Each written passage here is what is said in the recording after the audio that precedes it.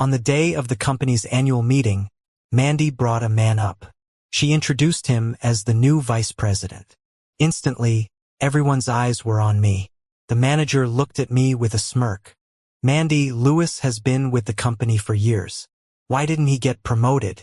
Mandy laughed it off. Lewis is the backbone of the company. He's best at the grassroots level. I knew Mandy was sure I wouldn't complain or leave her. I glanced at the new VP and realized why. He looked exactly like her college sweetheart who died unexpectedly. I felt suddenly exhausted. I ripped off my badge and threw it in front of Mandy. Mandy, I'm done. What do you mean? Mandy asked, slightly annoyed. Her eyebrows furrowed, trying to maintain calm in front of all the employees. I could feel her anger simmering beneath the surface. Everyone watched me with a mix of schadenfreude and anticipation. Some even snickered. They were waiting for a show. Mandy handed me my badge back, speaking softer now. But I knew it was the most she could bend. Alex is just here temporarily. We go way back. It's a temporary assignment. You can still apply for the VP role when the opportunity arises. We're all adults. No need for childish tantrums. But I was past caring. No, Mandy, I'm done, I replied firmly. Mandy's face darkened. I guess she didn't expect such a public defiance. Alex jumped in, his voice humble and conciliatory. Mandy, Lewis really is the backbone. Being dropped in like this, people might not say it, but I bet they have opinions. I'm open to starting from the bottom, giving the spot to someone more capable. But Mandy, hearing Alex's humble tone, grew angrier. Alex, enough modesty. No one is more suitable than you. I placed you here because you are fit for the position. Anyone with a problem can come to me. With Mandy's declaration, no one dared disagree. They all nodded, saying they'd follow Mandy's arrangements. Then Mandy turned to me impatiently. Lewis, I've said what I needed to. Do the job or leave. I smirked, knowing her patience for me was less than for others, even interns. Before I could answer, Mandy continued. Alex, sit next to me. Let's start the meeting, introduce you to department heads. Suddenly, I felt like a forgotten fool, standing there aimlessly. I felt the sympathetic or mocking eyes on me. Without hesitation, I took off my wedding ring and placed it on the table, and walked out. Lewis, walk out and don't bother coming back. Mandy's voice, tinged with anger, echoed behind me. I ignored it and kept walking out. As soon as I left the room, a few colleagues came over with their fake concern. They probably guessed what went down.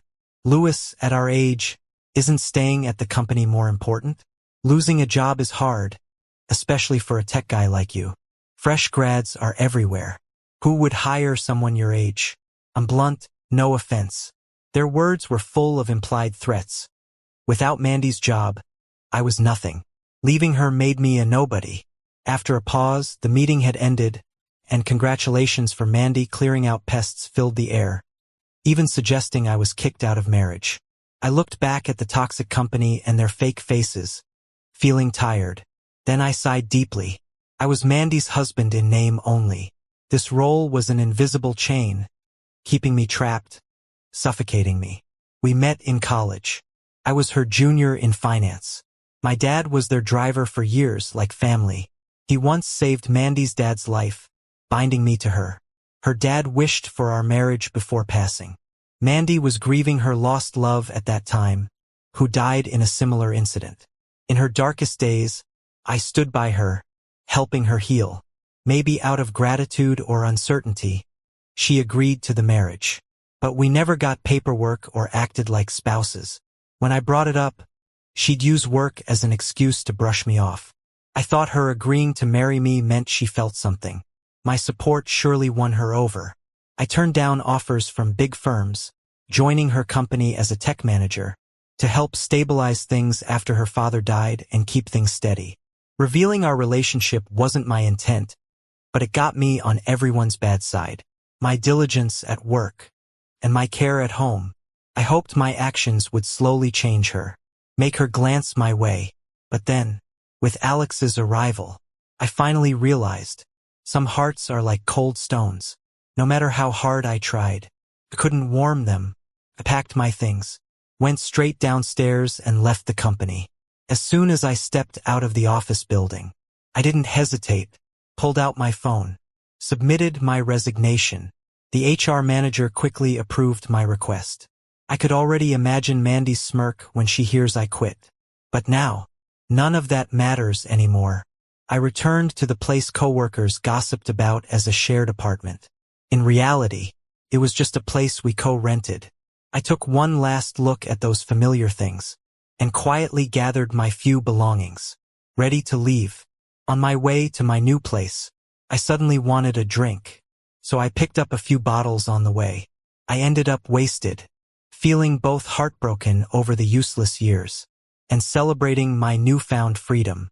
In a daze, I heard a voice. "Oh my, what's this about? Why are you lying on the ground? Are you feeling unwell?" I rubbed my throbbing temples, sobering up a bit. The person handed me a glass of water. I looked up to see a young girl. I hesitated, confused. "Who are you?" She seemed surprised I asked who she was first. She tucked her hair back and smiled. "Didn't the landlord tell you? I'm the previous tenant here. I'm here to pick up some stuff I left behind." "Hey there, I'm Vivian." I frowned, checked my phone, and sure enough, there were messages and a missed call from the landlord, probably drowned out by my drunken sleep. As we talked, I learned Vivian had just quit her job. Seeing her youthful energy chasing freedom, I felt genuine envy. And Vivian, after learning of my recent job loss and breakup, seeing the mess of bottles around, immediately said, "Louis, why don't we go see the ocean together? We've been getting along so well, and since we both just left our jobs, let's celebrate our newfound freedom. I've been wanting to hit the beach. My friends don't want to go with me. You should come." I looked at her face. I honestly couldn't remember the last time I wanted to see the ocean. But life's about these moments, right? I lost my job, what else is there to lose? It's not like I'll starve. So we went to see the ocean in the neighboring city. Watching the waves wash and retreat on the sand, I felt a rare peace, and began to talk with her. Vivian was a natural. I guess recent grads are just this lively, not yet worn down by office politics and fatigue. We talked from sunrise to sunset, watched the sunset over the ocean. Her dreams and youthful spirit amazed me. "Louis, I don't think people should be stuck in the past. When I first saw you on the couch, drunk and out, I thought you might be trouble. Gave me quite the scare." She began sharing the funny story of finding me that day. I laughed along. Her words made me reflect on how the past years felt shackled. Ever since graduation, my life was a routine cycle, devoted to the company and Mandy. Day at work, evening with Mandy. Yet she never appreciated it. Her moods kept me on edge. Mandy regretted our marriage shortly after. When I excitedly asked about our wedding date, she poured cold water on me. Didn't want to marry. Only maintained this for her father's last wish. Her home was filled with memories of that deceased man. Photo frames everywhere. They hurt to look at. Any disturbance from me, even cleaning, sparked her rage. It drained me mentally. As I watched Vivian's youthful face, I laughed wryly, opening up about life these past years. I'm not the kind to talk about troubles easily. Being a grown man, and this relationship being hard to describe. I couldn't even recall how I felt about Mandy anymore. But Vivian listened patiently, following my stumbling story to the end. After talking, I suddenly felt a weight lift off my chest. Returning home from our trip, we planned to part ways, so we headed back to the rental place. Vivian continued gathering her old stuff. With a small appliance among them, it took time to dismantle. Watching her busy figure, I was grateful for our chats, but Vivian had her own dreams and freedom to chase. I was just a passing friend in her life, still thankful for her listening and guidance. Walking in, we found unwelcome guests inside. Leading them was Mandy's bodyguard. Seeing me, he nodded politely. "Louis, Mandy wants you back. She wants me back." Their respect felt strange. Her family looked down on me for years, thought I was unworthy. Even her bodyguards were rude. But now they're treating me with respect. Felt odd. But I won't change my stance just because they're being polite. Tell Mandy, I'm not coming back. I won't endure any more nonsense. She can find someone else. The leader seemed surprised by my firm stand. Years of arguments with Mandy, never so resolute. I was always the first to apologize. They never had to step in. Seeing me so determined, they switched tactics from soft to hard. Louis, if you don't agree, don't blame us for taking forceful measures. I chuckled. Their comments were absurd. Go ahead and try. I'll call the cops. It'll be out of your hands. Rule of law society. You guys really want to kidnap someone in broad daylight? The leader stared at me for a while. Finally, he realized that I wasn't going to bend. He had no choice but to speak up. Sorry, Louis. I was being reckless earlier. I'll get back to Mandy right now. He and his crew went downstairs to make a call, and I just sat on the couch waiting. Sure enough, it wasn't long before he returned with Mandy.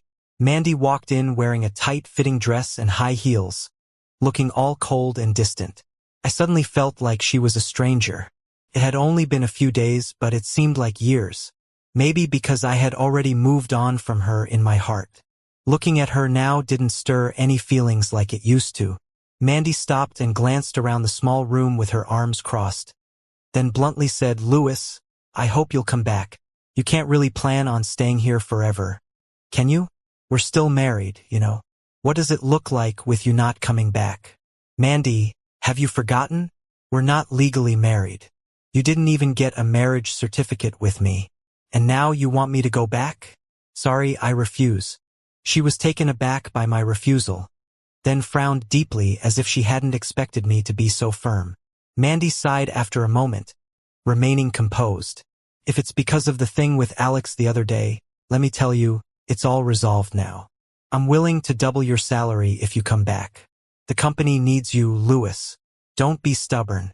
Looking at her face, I was amazed she would say such things. No matter what I did in the past, she always belittled me. It was like she thought I'd be out on the street the second I left her and the company. Now she was back, asking me nicely. There must be a problem at the company only I could fix. Turns out my abilities aren't as worthless as she'd said. If she's willing to pay double to hire me again, my worth must be more than that. Sorry, I refuse. Hire someone else, I said again, this time nodding towards the door to suggest she should leave. Louis, can you stop being like this? Do you think I'm Mandy and I can't find anyone else but you? What a joke. Mandy burst out, clearly angry and embarrassed. At this point, Vivian, who'd been listening from the bedroom, stepped out to back me up. Who is this? I thought. First, you said no to him. Now that you can't find anyone, you're back begging him? Quite the plan you have there. I heard it all from the bedroom. Mandy, spotting Vivian for the first time, frowned. Who are you?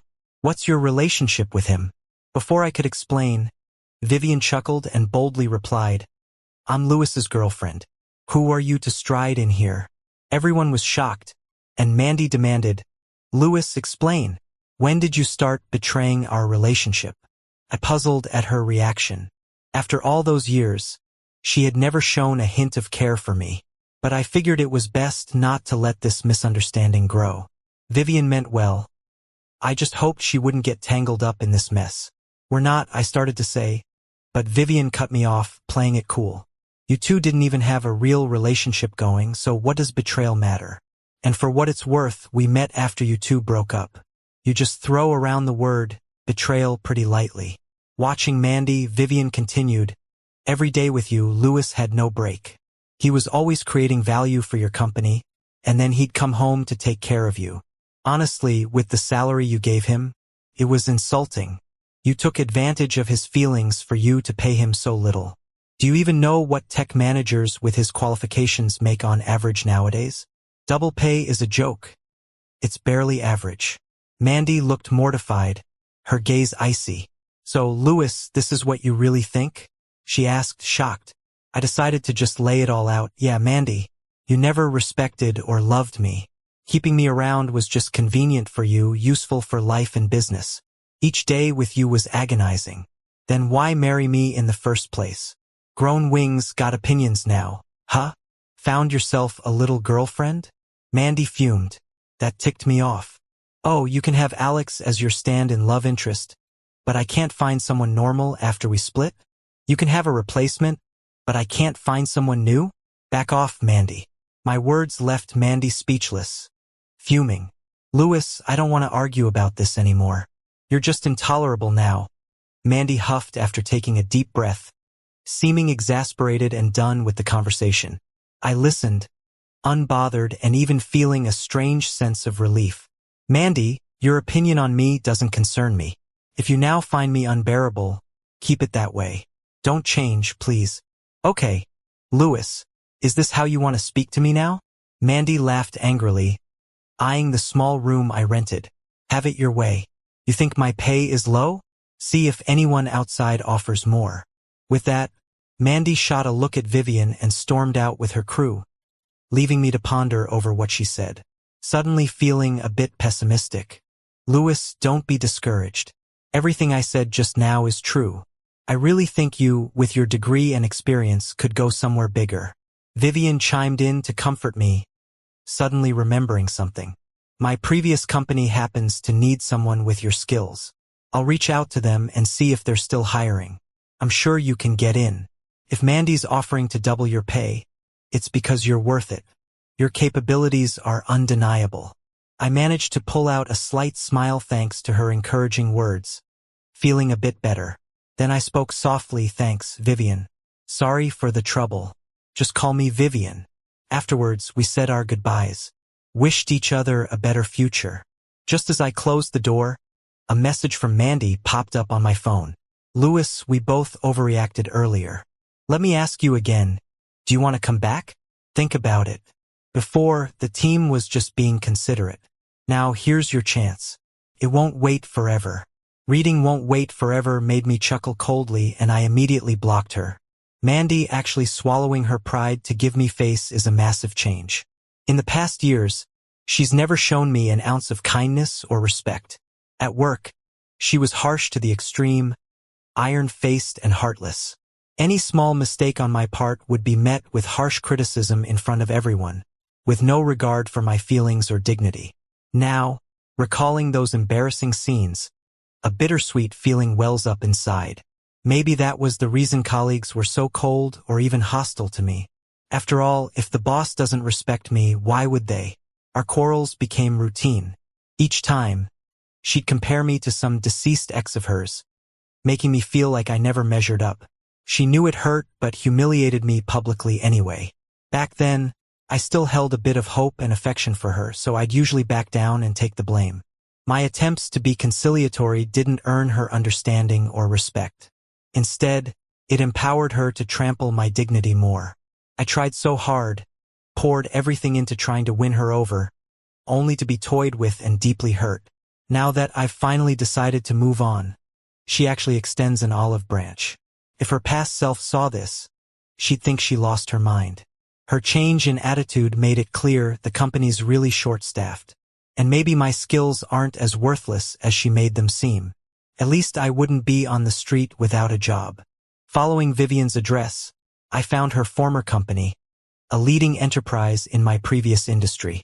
The scale and strength were worlds apart from Mandy's small company. I managed a wry smile, feeling my confidence falter. Vivian really went out on a limb for me, I thought. But since I was already there, I figured why not try? To my surprise, the interview process was smooth. I quickly passed the rounds of screening and assessments. When they shook my hand to welcome me on board, it felt like a dream. They not only offered a higher position and salary, but even threw a grand welcome ceremony. Even the person guiding me through paperwork couldn't help but comment, "Louis, why were you working at a place like that? With your resume and credentials, you'll have a much brighter future here." I was almost dizzy with the unexpected good news. At the welcoming event, I suddenly noticed Mandy's grim face in the crowd. That's when it hit me, this company invested in small to mid-sized firms like Mandy's. Now, joining as regional general manager meant she'd need to meet the new partner. Although unsure whose idea this was, seeing Mandy's livid expression felt incredibly satisfying. After work that day, Mandy confronted me, face full of anger. "Louis, you've won. You got me. Louis, I frowned, eyes locked on Mandy's cold face. She seemed unfazed by my reaction, continuing on. You've proven your capabilities to me. Come back to the company. I'll pay you better with a vice president role. All I felt was absolute disbelief, shaking my head adamantly. As I've said before, I refuse. Mandy, I will not return to your company. Hearing this, Mandy tightened her lips, struggling to find words, before finally saying, if there's something else you're unhappy about, I'd be willing to marry you. Her words made me laugh internally. Once upon a time, I'd have loved to hear that, but she told me to be content. Now she suggests marriage out of the blue? It's just laughable. But at this point, I felt nothing for her. I gazed at her, remaining silent, as she hurriedly tried to explain. If this is about Alex, I hope you'll stop. We're just colleagues, not what you thought. Mandy seemed anxious to clear up any misunderstanding, but I didn't care to listen. I've moved past caring about her and Alex's situation. Not loving Mandy anymore made her explanations irrelevant. Seeing me unmoved, Mandy finally lost her composure, shouting in rage. Louis, people like you I can find anywhere. What's with the attitude? Just because you got hired by the main office, you think you can look down on me? I ignored her shouting and just walked away. Soon enough, Mandy loudly announced that she found a new technical manager. She even brought them to the main office to run some business. They said this talent was recommended by Vice President E. I saw her sneaking glances over here but felt nothing. I just kept doing my job. But it wasn't long before bigger news hit. Mandy's new tech manager faked their education records, causing the company to go bust. This fake talent ended up losing Mandy's company tens of thousands. All that money vanished overnight. The incident got a lot of media attention. I saw Mandy, looking worn out, getting interviewed on TV and saying she's openly recruiting new talent to fill the gap. I turned off the TV and didn't follow up on the developments. I didn't expect Mandy to come find me again, holding a big bouquet of roses. Mandy, what's this about? I asked with a stern face. Mandy forced a smile, saying, come to take you home. What else? No need. We have nothing to do with each other anymore. Mandy didn't want to accept this. Maybe she thought she'd done enough, but I still wouldn't relent. Louis, we've known each other since we were kids. We practically grew up together. You're not going to cut me off completely over this, are you? She tried playing on emotions, pulling out the wedding ring I took off before, and trying to slip it onto my finger. I shook her off. Mandy, you don't really love me. Just like that wedding ring, I was always the only one wearing it. Never saw you wear it. Hearts can get tired. No matter how much I loved you before, the constant hurt wore me down. I, Louis, know how to let go. Mandy had never heard me speak so candidly about my feelings towards her. She snapped. If you loved me that much, you'd come back. If you come back, I'll get rid of Alex. Okay? I'm begging you, Louis. I'm not joking. I smirked and laughed coldly. Alex, you can keep him for yourself. After that, I ignored her pleas and shut her out. But then she turned into a persistent annoyance, meeting me before and after work, and even occasionally bringing me meals. I found it unbearable. I smiled and told her, people with my skills are in high demand at schools. Your small company could never afford someone like me. I told her to stop finding me. We're done. What do you want me to do, Louis? I've done so much already. If you keep being ungrateful, don't blame me for being ruthless. After another argument, Mandy shouted in anger, tossed the wedding ring, and stormed off. I watched her leave and felt a wave of peace. A few days later, while at work, the company's heiress unexpectedly invited me to a party. When I saw Vivian in her lovely dress, pieces fell into place about what had happened before. She winked slyly and hushed me. At the party, Mandy was there too. Seeing me with Vivian, she looked shocked. Mandy assumed I left her because of Vivian. She sneered, saying, Louis, so you left because you found someone better. You pretended to have principles while all this time you're just a gold digger. Her words were full of disdain. But Vivian wasn't one to back down easily. She chuckled and snapped back. Can't beat you, big sis. Got Louis at home, a crush in your heart, and a stand-in at the company. Hard to tell who you really love. Vivian's retort made Mandy's face darken. She seemed to hit a nerve, and they began to argue. I was about to tell Vivian it wasn't worth it when Mandy's phone rang, interrupting them. She gave us a vicious glare before answering. Soon, her expression turned pale. I overheard bits of the conversation. Mandy, what do we do?